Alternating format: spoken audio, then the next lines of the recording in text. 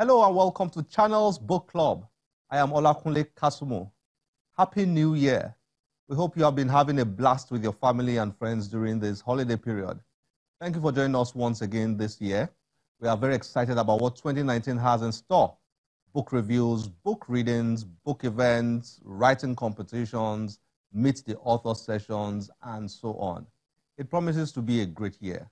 One of the things we highly recommend on this show is that you create a reading list for the year or for every month or quarter. As we step into 2019, why not come up with a list of books to read? And in doing that, make sure a sizable number of those books are Nigerian books. So let's start the year by showing you once again the Channel's Book Club's top 20 Nigerian books for 2018. After conducting our own assessments, consulting with publishers, booksellers, book distributors, and getting nominations from viewers and our social media followers, we came up with 20 titles we consider to be outstanding in terms of quality of production, content, promotional efforts, popularity, and relevance. Are there other deserving books that are not on our list? Definitely. But we work hard to come up with this list every year, so you might want to include these books in your reading list for 2019. Nigerian writers have really come a long way, and if you are not reading Nigerian books, trust me, you are missing a lot. Why not get on board this year? You'll be glad you did. Here are the top 20 Nigerian books for 2018.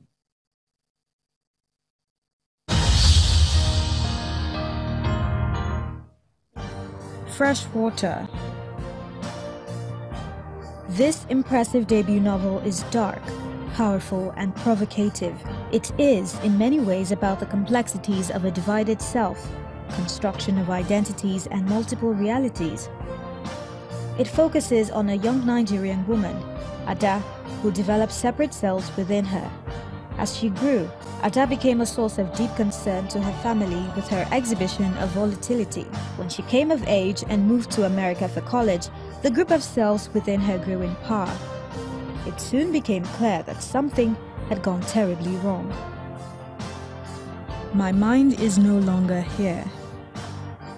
Osaon, a man who is haunted by a dark past. Donatus, a graduate obsessed with a single-minded resolve to be better than his father. Haruna, the doctor who could not save his. And Chidi, an unemployed graduate who wants to become wealthy at any cost. The world of these four men become entangled with the frontman for a powerful trafficking syndicate in this intriguing novel. It's the story of a nation in the midst of decay and of men willing to risk it all in a bid to chase dreams beyond their reach. When Trouble Sleeps. When Trouble Sleeps is a thriller that plunges into the dark world of greed, political intrigue, blackmail, murder, and sex workers. The novel's protagonist, Amaka, in this sequel to the award-winning Easy Motion Tourist, returns to continue her one-woman crusade to protect vulnerable women while seeking out ways to bring justice to abusers and corrupt politicians.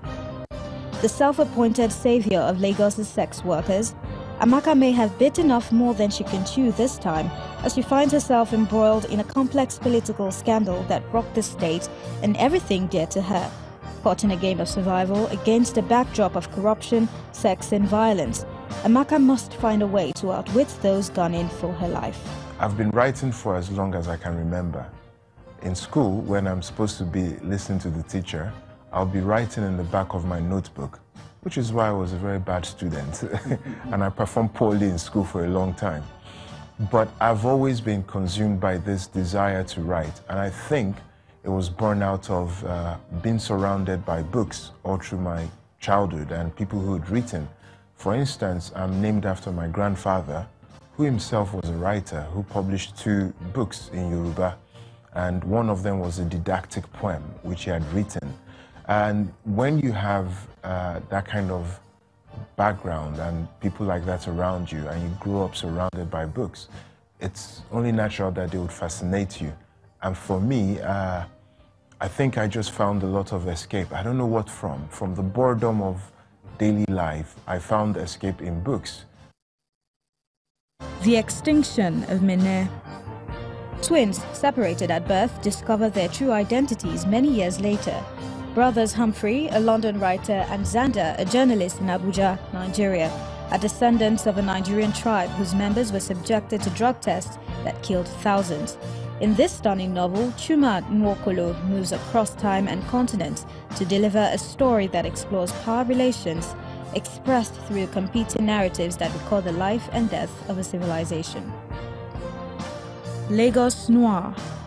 The award-winning series of original noir anthologies, launched in 2004 with Brooklyn Noir, comprises of new stories, each set in a distinct location within the geographic area of the book. Lagos Noir joins the series with a set of exciting new stories by some of Nigeria's most brilliant writers like Nnedi Okorafor, Isi Osondu, Jude Dibia, Chike Unigwe, Igoni Barrett, Saraladipo Manyika, Uche Okonkwo, and Leye Adenle. This anthology stands out because of its unique and philosophical approach to crime in Lagos, one of the world's fastest-growing cities. It's a must-read for lovers of crime stories. Children of Blood and Bones. This young adult fantasy novel, that is the first of a trilogy, is loaded with West African mythology, captivating magic, and consummate plots that highlights themes like racism and oppression. This book stretches the boundaries of imagination with its fascinating action scenes and incredible creatures. It debuted at #1 on the New York Times bestseller list for young adult books and is currently being developed as a movie by Fox 2000 and Temple Hill Productions.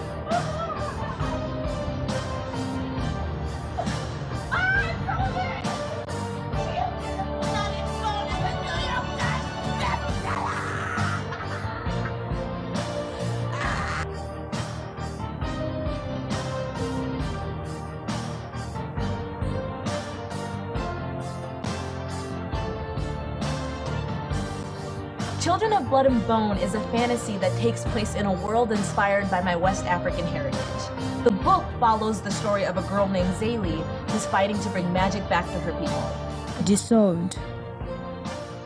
This is a collection of 5 stories of sadistic abuse, violence, and an almost institutional sexual cruelty towards young women and girls in sub-Saharan Africa, where the society is built on the power of men and timidity of women.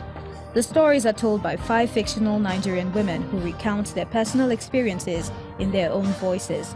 Issues ranging from sexual abuse and child molestation to prostitution, widowhood, and domestic violence are tackled head-on in this book. Nina's fast-paced and light-hearted writing approach makes the book enjoyable to read and difficult to put down. The book is actually a collection of short stories that tells in graphic details. You've read it. Very graphic details, the stories of women who have had to deal with everyday life issues, from sexual molestation and violence, to rape, to prostitution, widowhood, all kinds of drama. These are everyday realities. Why did I pick Disowned as the title? Because Disowned was meant to be a book. The book was supposed to be disowned. But the more I wrote, the more I talked about different women. So I had to step back, and begin to characterize each woman. So it's not one woman's story. She can't go through sexual abuse and rape, prostitution, widowhood, and all the things the other women went through.